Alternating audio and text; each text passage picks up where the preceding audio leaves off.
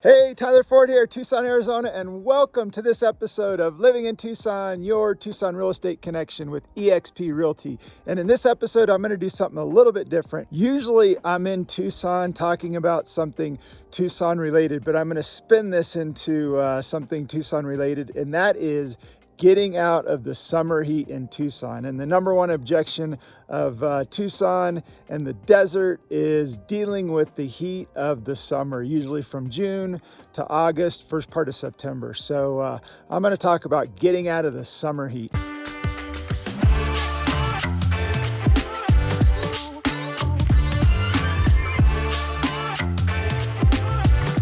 So living in Tucson in the summer, it's nice to kind of break that summer up and escape the heat. It just makes for a quicker summer, and depending on the summer, some summers are kind of mild with a lot of rain and monsoons. Other summers are super hot, 110, 115, and it just gets super hot. So one of the things that I like to do is get out of the summer heat. And there's a lot of different places to do it. You can do it in Arizona, whether you're going to Flagstaff, Show Low, or you can pick your favorite destination. And one of those favorite destinations for us is Leadville, Colorado. We've been coming here now for about 15 years. We love it here. And in the summer, summers in Leadville are like winters in Tucson, where I'm going to get an early start. I'm going up to Mount Elbert right there, right behind me. It's the second highest peak in the lower 48. And I'm getting an early start, but as I'm talking to you right now, it's in the high 20s, low 30s, and a typical summer day in Leadville warms up into the high 60s and low 70s. So I'm going to take you on a trek. One of my favorite things to do is exploring some of the 14ers in Colorado. The nice thing about Leadville, there's just tons of 14ers that are all over the place, and it's just absolutely beautiful. And so dealing with summer in Tucson, it's nice to just get out of the heat. It breaks it up and it makes the summer go by a whole lot quicker. So a little bit about Mount Elbert. It's the second highest peak in the lower 48. The elevation is 14,433 feet, and the elevation gain is about 4,400 feet. From the hike that I'm going to do. It's a little bit, it's about 5 miles up and 5 miles back. So it's about a 10-mile round trip. And we've done it before. It's a great trail, and the views on top of the mountain are absolutely spectacular. So join me. The highest peak in the lower 48 is Mount Whitney in the Sierra Nevadas, and that peak goes up to about 14,505. So it's a little bit higher than what I'm going to be doing right now. Made it to the summit, and unfortunately today is not a clear day. There's a big fire in California, and it's pushing the smoke into Colorado. Usually the views up here are epic, but I'm going to post some pictures of the last time that I did it so you can check out the views. So one of the big reasons I came up here today, and I haven't been really talking about it much, is I'm doing Leadman, which is a series of 5 events.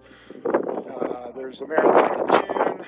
You get to pick in July, 50-mile bike ride or 50-mile run, and then August is 100-mile bike on Saturday, 10K run on Sunday, and then the next Saturday is the 100-mile run. So I'm up here getting some altitude training, and I haven't been really talking about it much, but up here getting some altitude in. So just coming off the summit here, about a mile down from the summit, and some things to consider. Today I was a little underdressed. It got windy and cold up top, and so some things to consider. Definitely want layers. I wish I had my lightweight puffy I could have put on, and even some pants I could have put on. Would have been a little bit more enjoyable. I did bring a hat, and then I also brought a little beanie too. That was nice for up top. Trekking poles are also something to consider. Definitely helpful, especially towards the top, coming up and coming down. A pack, hydration, food. It's nice to get up there, enjoy the views, have a little lunch or snack, and just chill out. So again, just want to make sure you're properly dressed and bring the necessary gear so it's enjoyable. But it's absolutely beautiful, and again, on a clear day without this smoke in the air, the views are absolutely beautiful. So a little disappointed just because it's not a clear day, and and the visibility's not all that great, but I'm going to post some photos of the last time we did it with some awesome views. So escaping the Tucson summer heat makes the summers go a whole lot faster, makes summer much more enjoyable.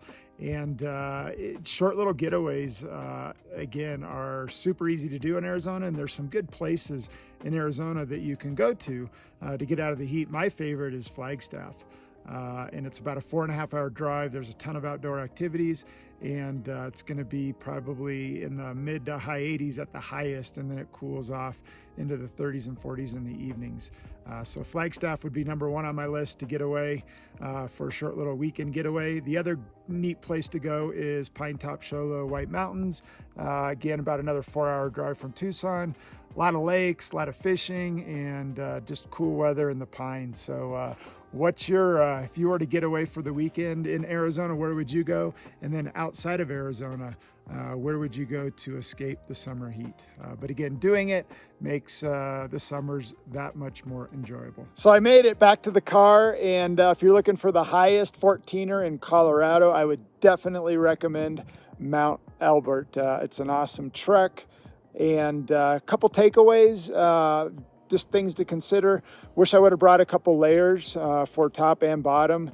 It's about a 20 to 30 degree temperature change from top to bottom, and if there's wind, which there was today, you know, that wind chill can bring it down even more. So if I had a lightweight puffy for the top, I would have been able to hang out a little bit more up there and enjoy the views and take in a little snack. Not that I didn't eat, but you know, just hang out a little bit longer and enjoy even the people up there. Tons of people from all over the place, but again, bring layers, and then coming down you're going to be shedding stuff as well, so you want to have a pack that can facilitate your hydration, your food, and multiple layers. And also be prepared for rain. If rain comes in, you need some type of rain protection. So the other thing to consider too is always do your homework before going and doing anything. And we've done this before, so I knew what to expect, and not a big deal, but they're doing some road maintenance, and they had the road shut down about a mile before the trailhead, so it added an extra 2 miles. For some people it might be a big difference. So when you're wanting to go do anything, it's good to do a little bit of homework just so you know what you're getting into. But Leadville, Colorado, it's the place to be to get out of the heat no matter where you are. And there's tons of 14ers all around. Mount Massive is just up the road, but you can go knock out probably 6 to 10 14ers within 30 to 40 miles of Leadville. So it's a great escape to get out of the heat.